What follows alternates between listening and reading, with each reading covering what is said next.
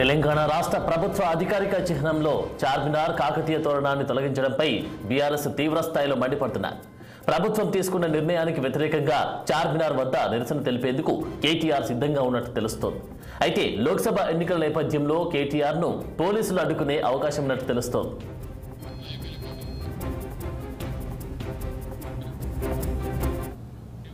ఇక ఇదే అంశానికి సంబంధించి తాజా అప్డేట్స్ మా political bureau chief Ram live లో అందించే సిద్ధంగా ఉన్నారు. రామ్, చెప్పండి, అసలు రేవంత్ రెడ్డి వ్యూహం ఏంటి, దాన్ని ఏ విధంగా ముందుకు తీసుకెళ్లే ప్లాన్ లో ఉన్నారు, దాంతో పాటు నెక్స్ట్ స్టెప్ ఏంటంటారు రేవంత్ రెడ్డి? ఏదైతే రాష్ట్ర ముఖ్యమంత్రి రేవంత్ రెడ్డి తెలంగాణ రాష్ట్ర ప్రభుత్వ అధికారిక చిహ్నంలో కొన్ని మార్పులు చేర్పులకు సిద్ధమయ్యారో, గత బీఆర్ఎస్ ప్రభుత్వ హయాంలో అధికారిక చిహ్నంలో ఉన్న కొన్ని గుర్తులను తొలగించి మరికొన్ని గుర్తులను యాడ్ చేసేందుకు సిద్ధమైన నేపథ్యంలో బీఆర్ఎస్ పార్టీ ప్రభుత్వం తీసుకున్న నిర్ణయం పైన ఇప్పటికే మండిపడతా ఉంది. ఓవైపు కేటీఆర్, హరీష్ రావులు ట్విట్టర్ వేదికతో పాటు మీడియా సమావేశాల్లో కూడా ప్రభుత్వ నిర్ణయాన్ని తప్పుపడుతున్న బీఆర్ఎస్ పార్టీ నిన్న వరంగల్లో కూడా కాకతీయ తోరణం ముందు భారీ నిరసన చేసింది. మాజీ ఎంపీలు, ప్రస్తుత ఎంపీలు, ఎమ్మెల్యే, ఎమ్మెల్సీలతో కలిసి మాజీ ఎమ్మెల్యేలు కూడా ఆ ధర్నాలో పాల్గొన్నారు. అయితే ప్రస్తుతం ఇవాళ మరికాసేపట్లో హైదరాబాద్ పాత బస్తీలోని చార్మినార్ వద్ద పార్టీ వర్కింగ్ ప్రెసిడెంట్ కేటీఆర్ నిరసన తెలిపి మీడియాతో మాట్లాడి ప్రభుత్వ వైఖరిని ఎండగడుతూ ప్రభుత్వం తీసుకున్న నిర్ణయాలు ఇలాంటి సరైనవి కావని చెప్పడానికి కేటీఆర్ సిద్ధమయ్యారు. ఇప్పటికే తెలంగాణ భవన్ నుంచి మాజీ మంత్రి పొన్నాల లక్ష్మయ్య, ప్రశాంత్ రెడ్డితో పాటు జూబ్లీహిల్స్ ఎమ్మెల్యే మాగంటి గోపినాథ్తో కలిసి చార్మినార్కు బయలుదేరడం జరిగింది. అయితే లోక్సభ ఎన్నికల కోడ్ నేపథ్యంలో ఇలాంటి ఆందోళనలు కానీ ఇలాంటి యాక్టివిటీస్ కానీ చేయొద్దని చెప్పి నిన్న వరంగల్లో చేసిన నేతలపైనే పోలీసులు, అక్కడ స్థానిక పోలీసులు కేసు నమోదు చేశారు. ఇప్పుడు కేటీఆర్ కూడా ఆ పరిస్థితి ఉంది కాబట్టి మీరు అలాంటి ఆందోళనలు కానీ అక్కడికి వచ్చి మాట్లాడటం కానీ ప్రొటెస్ట్ కానీ చేయొద్దని చెప్పి పోలీసులు చెప్పినా కూడా కేవలం చార్మినార్ వద్ద మీడియా సమావేశం మాత్రమే నిర్వహిస్తామని చెప్పి కేటీఆర్ వర్గాలు చెప్పడం జరిగింది.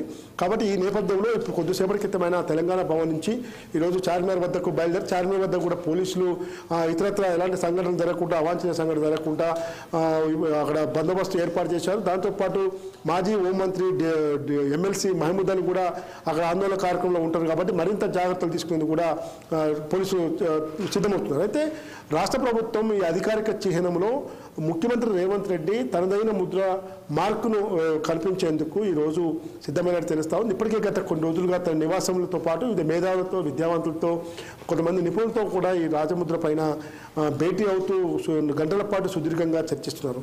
మరోవైపు ఈరోజు ఆ రాజముద్ర అధికారిక చిహ్నంతో పాటు తెలంగాణ గీతం విషయంలో కూడా ఈరోజు కొన్ని చేర్పులు మార్పులు చేస్తున్న సంగతి మనం చూస్తా ఉన్నాం.